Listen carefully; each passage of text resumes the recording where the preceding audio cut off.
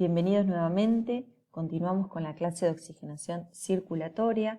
En esta oportunidad vamos a ver el examen físico de la función circulatoria junto con la valoración, la técnica de tensión arterial y las alteraciones de la función cardiovascular con sus respectivos cuidados de enfermería. Es importante que antes de ver esta clase relean y vean la clase anterior de anatomía y funcionalidad del aparato cardiovascular, porque ya hay muchos conceptos que se van a dar en esta clase y que deben tener una noción o una lectura del mismo. Para esta clase vamos a trabajar estos 3 capítulos del libro de Cossier, Fundamentos de Enfermería, Conceptos, Proceso y Prácticas. Este libro está subido a la plataforma Moodle. Están especificadas las páginas que vamos a trabajar, el capítulo 30, de la página 619 a la 627, el capítulo 29, que se va a abordar en 2 partes, la parte del pulso, de 537 a la 546, y la parte de tensión arterial, de la 551 a la 558. Y por último, el capítulo 51, que abarca las páginas 1401 a la 1418. Bueno, comenzamos. El examen físico de la función circulatoria es uno de los exámenes físicos más importantes y también se realiza junto con el examen físico de la oxigenación respiratoria, como vieron anteriormente. Para la valoración del corazón vamos a usar la inspección, la palpación y la auscultación, aunque la auscultación es la que aporta más información en este tipo de examen físico. Hay que tener en claro cuál es la ubicación correcta del corazón, la anatomía, que eso ya lo vimos en la clase anterior. El precordio, como se puede ver en esta imagen, es el área del tórax situada sobre el corazón que se inspecciona y se palpa para detectar la presencia de pulsaciones anormales o elevaciones o empujes. Los términos ascenso o empuje se utilizan como sinónimos, son elevaciones que se observan a lo largo del borde external con cada latido cardíaco.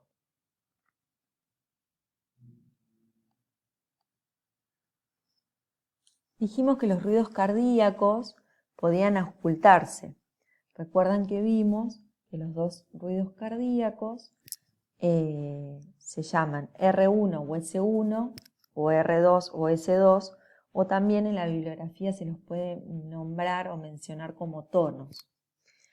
El primer ruido se produce al cerrarse las válvulas auriculoventriculares y el segundo que corresponde al cierre de las válvulas aórticas y pulmonar.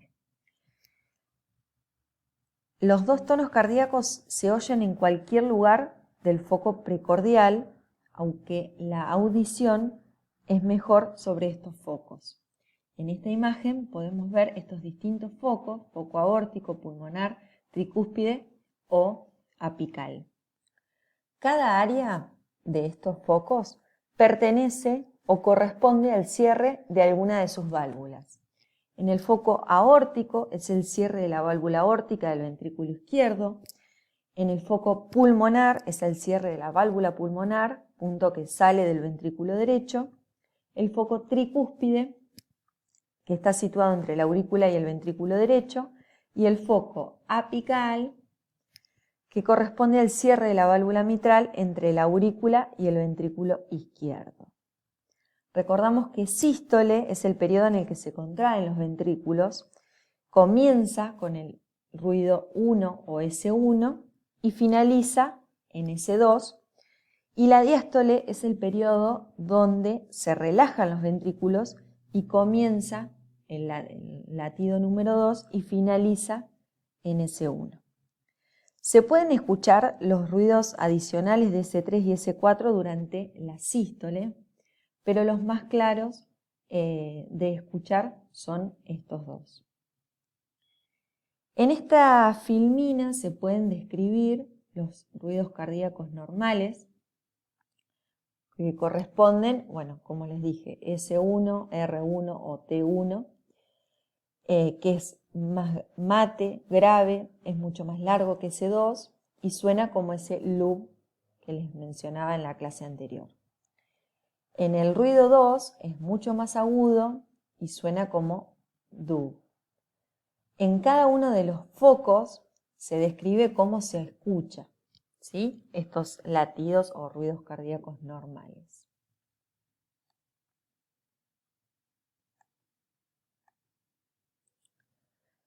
Bueno, para hacer la valoración de los vasos centrales tenemos acá las arterias carótidas, ¿sí? Las carótidas llevan la sangre oxigenada a la cabeza y hacia el cuello de la persona. Es la única fuente de sangre para el encéfalo, ¿sí? Por lo que una oclusión de estas arterias puede provocar daños cerebrales. Los pulsos carotídeos son proporcionales a la presión aórtica central, por lo tanto, cuando el gasto cardíaco disminuye y los pulsos periféricos pueden ser difíciles de palpar, las carótidas siempre se van a palpar más fácilmente.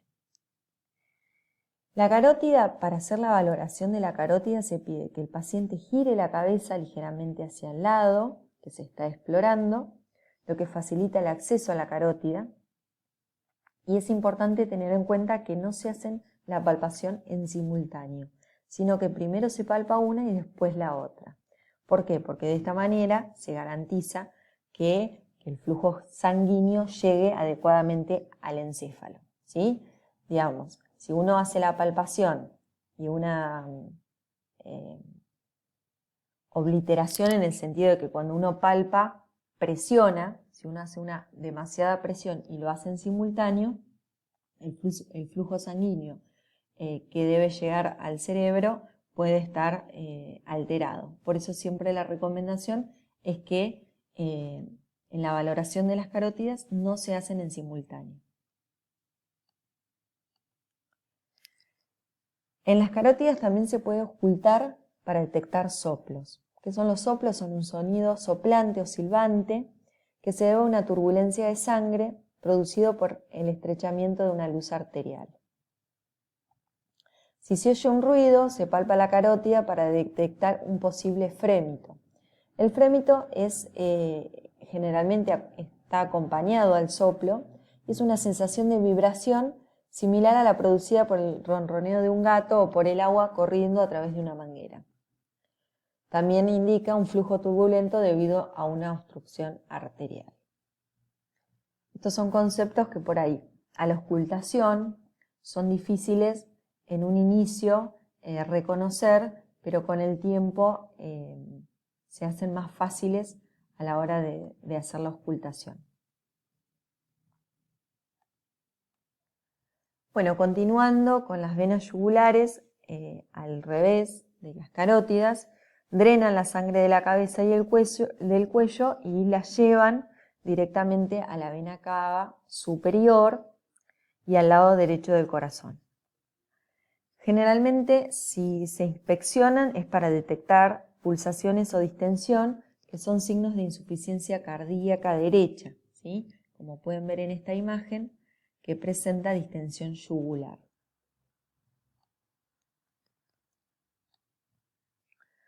Para hacer la inspección de las venas yugulares y detectar una posible distensión, se coloca al paciente en posición semi-Fowler, con la cabeza apoyada en una pequeña almohada.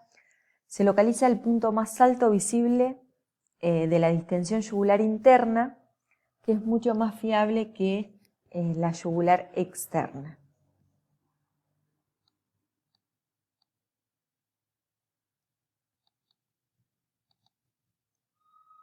Bien, cuando hacemos el examen físico o la valoración del aparato circulatorio periférico, lo que vamos a hacer es la medición de la presión arterial, la palpación de los pulsos periféricos y la inspección de la piel y los tejidos para corroborar la perfusión, es decir, que toda la región o todos los tejidos o partes del cuerpo estén irrigadas de manera correcta, sobre todo en las extremidades. Por eso hablamos del aparato circulatorio periférico. En estas imágenes anteriores se pueden ver una mala perfusión, este color como marmóreo que tiene la imagen. Podemos tener presencia de edema, ¿sí? Lo vamos a desglosar más adelante en las filminas. Bueno, ¿se acuerdan que en la clase de signos vitales vimos los pulsos? Vamos a hacer un repaso de los pulsos periféricos, ¿sí? Antes de realizar la valoración de los pulsos periféricos, tengo que presentarme, corroborar la identidad del paciente, se va a informar todo lo que se va a hacer, se realiza el lavado de manos, se proporciona intimidad del paciente y antes de eso se pregunta si tiene algún antecedente, problemas cardíacos, varices, enfermedades arteriales o hipertensión, cuáles son los hábitos de vida, cuál es el patrón de ejercicio, de actividad, si tiene consumo de alcohol o tabaquismo, ¿sí?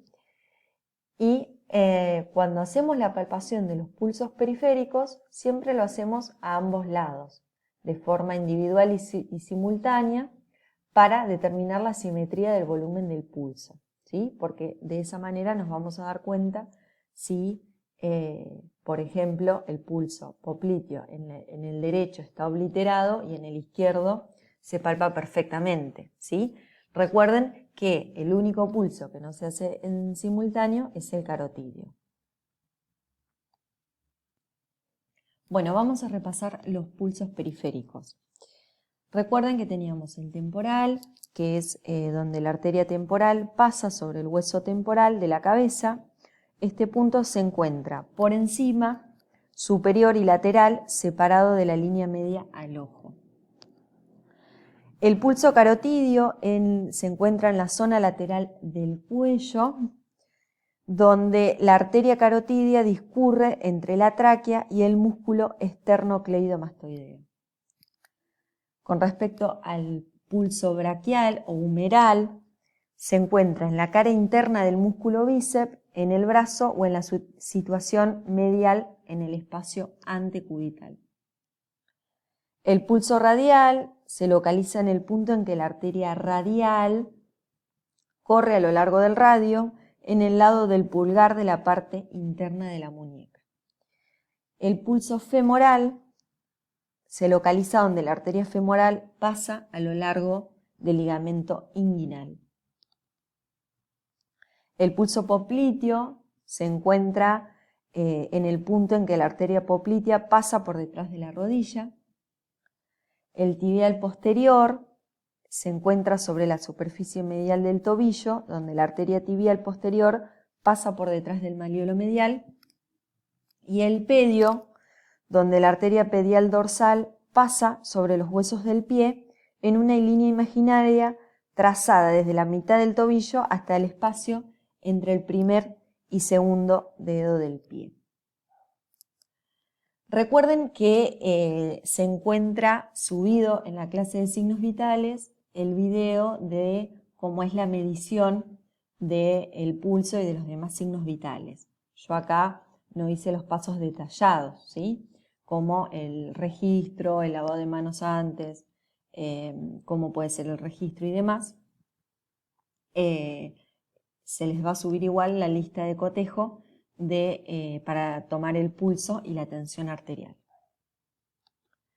Bien, y por último tenemos el pulso apical. El pulso apical, a diferencia de los otros pulsos periféricos que los tomamos con los dedos de nuestras manos, lo vamos a tomar con el estetoscopio, ¿sí? Se toma generalmente cuando hay pulsos periféricos irregulares o en neonatos es un punto que se utiliza mucho, pero la ubicación en el adulto es en la línea media clavicular izquierda, quinto espacio intercostal izquierdo. Ese es el punto exacto para tomar el pulso apical en un adulto.